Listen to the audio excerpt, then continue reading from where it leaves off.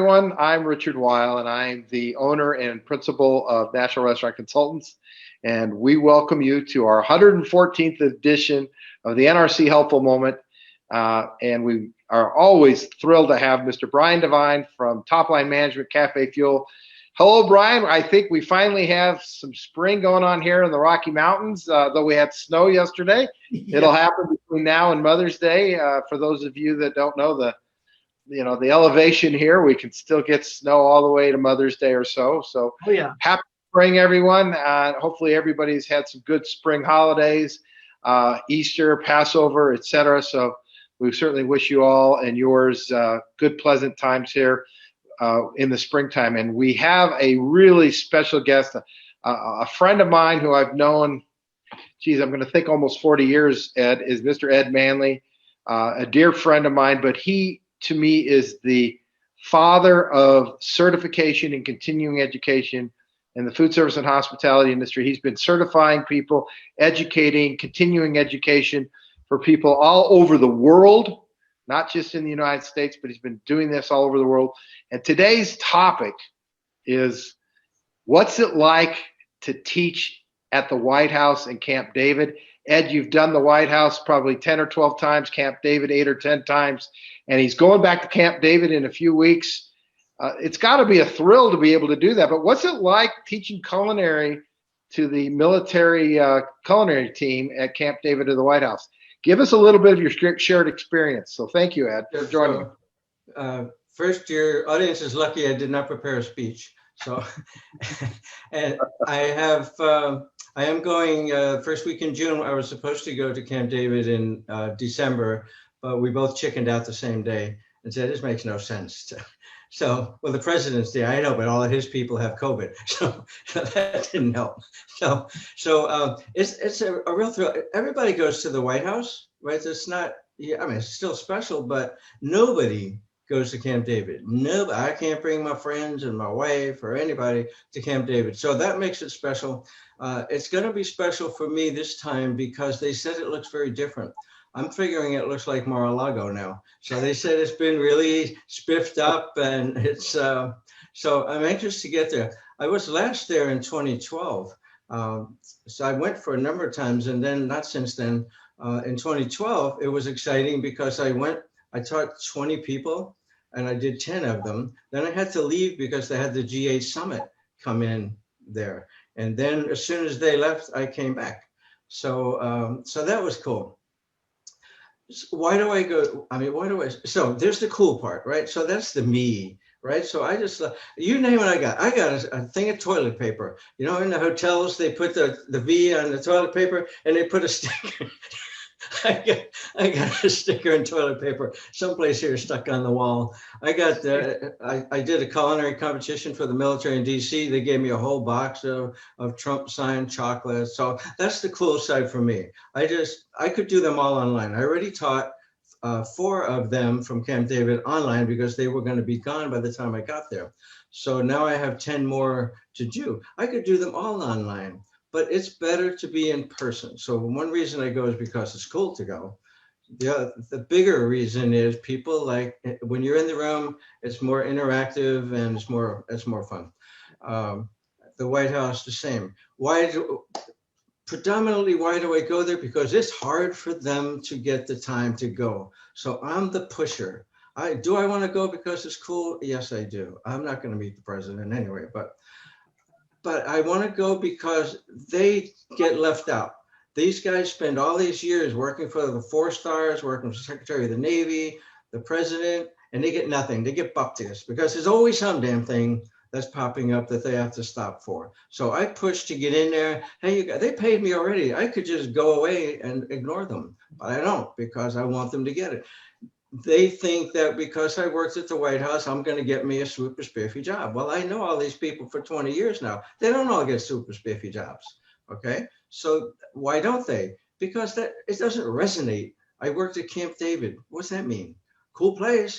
But am I going to hire you to be the night manager of my restaurant? I don't know. I don't know what you know. You know, if you don't have something on that resume. The other thing is there's nothing on Indeed and Monster.com and all those websites. There's nothing there that says on the job description, I want somebody that that worked at Camp David. That's not there, right? But it might say, I want somebody who's got customer service background. Okay, we have a customer service certification that we get. So it helps them, for the military people also, it helps them get promoted. So it's at least, if nothing more, an admiral said one time at our IFC meeting that it's at least a tiebreaker, okay? They didn't get dumber because they got that certification. They had to be a little smarter than the average bear in the woods. The other thing that I do for a similar reason, so I say all the people at the Secretary of the Navy's office and all those people sitting on their butt at the Pentagon, they're getting the classes, but the people, I went to Iraq, Afghanistan, and Kuwait in 2009 when it was hot. Everybody was over there. I went. Was it risky? I thought they'd be so embarrassed if I got killed. So I assumed they wouldn't. But I went there because why should the people that are in harm's way miss out on the certifications that build careers? So some Yahoo sitting at a desk somewhere, he got the certifications, or she, and they're going to get promoted. When the promotion board sees they have 9 certifications from us, 9 sets of characters. So so what's it like when I show up at Camp David? So I guess because I've been there a number of times, the only thing they asked me this time is that had I ever been arrested for a felony? Well, we don't all tell the truth. So I skipped a couple, but what's a murder here or there? But that was the only question they asked me at this point. I can get in, my computer can't. So my computer did not pass scrutiny, I guess because people can put things, or you have a camera in there. I can't drive my car in. They meet me outside and they escort me in. I got to be out of there at 5. So we have to start on time. We have to move it along because I'm a contractor. So we have to be out.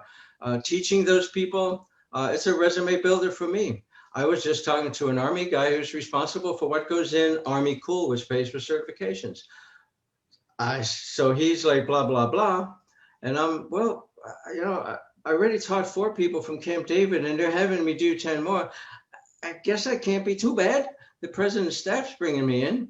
I just taught 12 people. 6 Coast Guard work for the Commandant of the Coast Guard for his executive dining room, and the other 6 work for the Secretary of Homeland Security. 12 people from the 2 top rungs of the Coast Guard. I can't be too bad. Or I told that guy, I'm the biggest BSer you ever met. Or I've had 5,000 students. They got 13,000 certifications. Must be pretty good. So it helps to build my resume, helps to build their resume. Is it great that you worked at Camp David? Yeah, they don't send losers to Camp David at all. And if they turn out to be losers, they're gone, right? So it's prestigious for them, but it doesn't tell a story.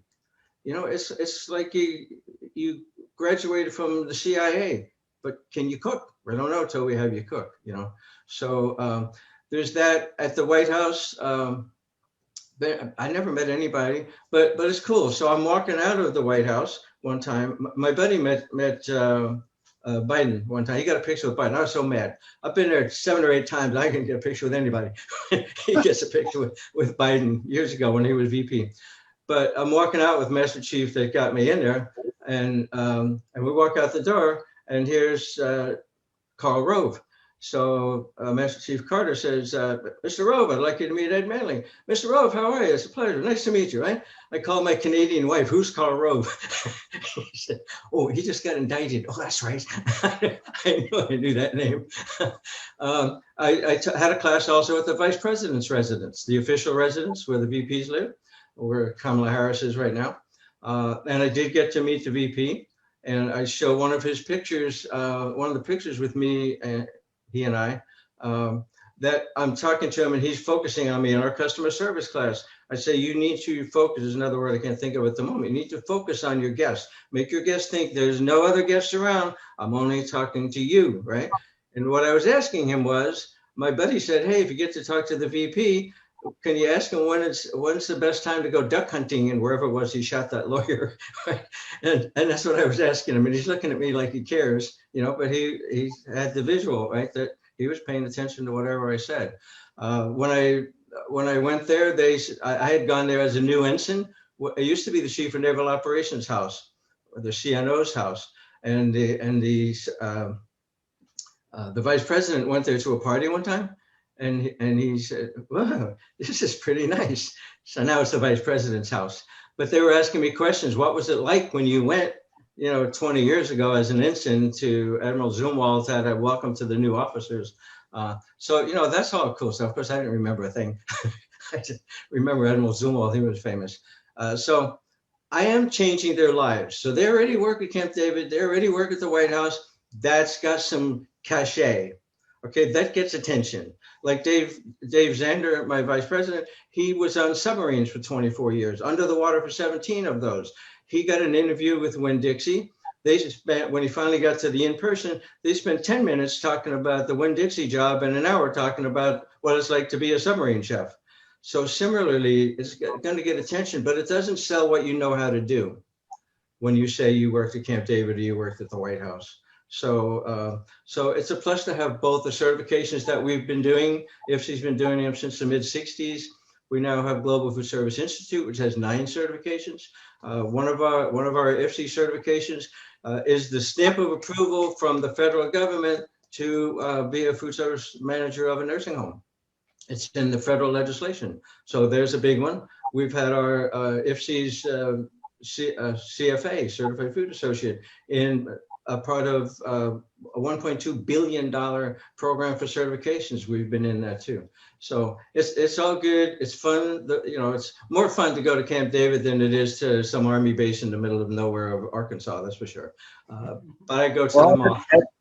That's terrific, Ed. And this is exactly what I was hoping for with our short time together today. And that is, folks out there, just feel the enthusiasm, what it's like. And this is what the food service and hospitality industry is all about, from customer service to HACCP training to nutrition, all the way to food management and mathematics. Ed Manley's been teaching this stuff for 40 plus years. He's a gentleman and he is really knowledgeable, but more than anything else, he's got great stories. I don't know anybody's been to the White House that many times, or even Camp David, let alone that. But Ed, I can't thank you enough for joining us. And there should be something maybe later. We'll have a link to ifsea.org that will, if folks are interested in the customer service certification, I really recommend that in today's world, as we come out of COVID, a competitive advantage that you can create in your business is customer service. Just alone with customer service will help you differentiate yourself in terms of your business, but in terms of your people. Investing in your people, with such a labor shortage going on across the country, investing in your people right now is the best thing you could do. You don't even have to give them a raise. Sure, if they pass the certification, give them a raise. But point is, invest in your people, help them be better, help them do better. And that's what these programs are all about. Ed, move to your left a little bit. You're right. Sorry, you're right. There's the logo from the presidential retreat in Ed's office from Camp David. And, Ed's got that behind him, all of his awards and all these things that he's done over the years. So you see the one with all the flags, there, that's from Afghanistan. There's the dog. Let me say one other thing. Certifications, even if they're free, don't sell themselves. What I do, I think what the thing that I do the best is I'm enthusiastic about them. I tell your employees how important they are. The nursing home company that we've done almost 500 people with, they reported that their people are walking around taller, wearing those lapel pins, and they're doing a better job. The nursing home people, they're in 4,000 locations, and their people are feeling the strength of getting certified, and they're proud of, so your people will be proud of it when you get it. And I'm enthusiastic, so I get them to love it and join our association because I'm a good talker. Well, and Brian, I don't know if you have anything else to add. I know we've kind of gone on today, but really it is about people, investing in people, investing in your business. Anything else you'd like to add today, Brian? I was just gonna add on to what Ed was saying about this. It's all about the story, and the designation doesn't tell the story. You have to tell the story. And if you're a restaurant owner who has done anything halfway as cool as what we were talking about with Ed, make that part of your story. And then remember that, and the reason I'm bringing this up, Richard, is because I've run into this several times where someone had something really great happen with their business, their restaurant, and then they put that on social media once, and they're like, well, I guess that was it. No, that you can use that 10 times a day if you feel like it. If you have an article written about you, take quotes from the article and use that for the next 6 months. But don't think that it's one and done. And what Ed said was perfect. It's that story. And so utilize the story in every way you can think of for the next 10 years. It doesn't have to be a, well, this happened once and I let people know once and that's the end. Use it over and over. It's a great story, then use it. So that's all I wanted to add today. I post on social media, therefore they can keep up with me. I had 3 people in the last 2 weeks send me notes that took my class in 2005, 2008. They lost their certificate. They lost their lapel pin from 12 years ago. So I guess I said that to the Army guy too. I guess it is important. The warrant officer, she was a nobody back then. In fact, she failed a couple of the tests. Now she's a warrant officer, and she wants to walk around as now she made warrant. She wants to walk around with that lapel pin. She had the certificate, but she wanted her lapel pin. So I said to the Army Sergeant First Class, I guess it is important. Nice. Yep. And that's one of the reasons why this is our 114th episode. Folks, we've been doing this video now for over a year, and I really believe that it's appreciated and valued because we hear from you. We hear from folks, thousands every week see these videos, and get your story together. If you need help, call us. Folks, we're here for you. Brian's here for you. We can help guide you. And then, you know, if you need us to do something a little more in depth, yeah, sure, there's going to be some consulting fees, et cetera.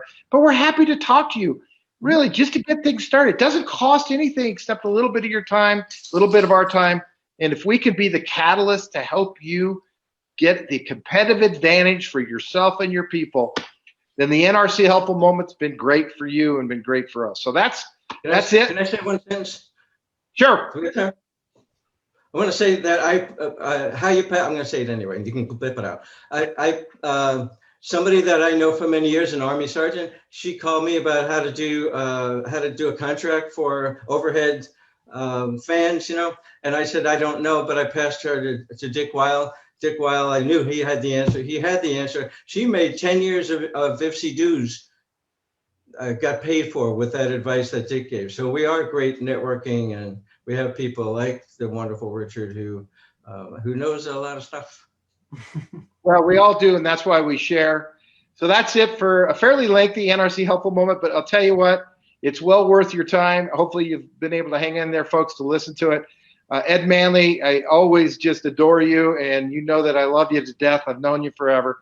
And Brian, can't thank you enough. That's it for the NRC Helpful Moment number 114. So long for now, everybody. Bye. Thank you. Bye, everybody. Thank you.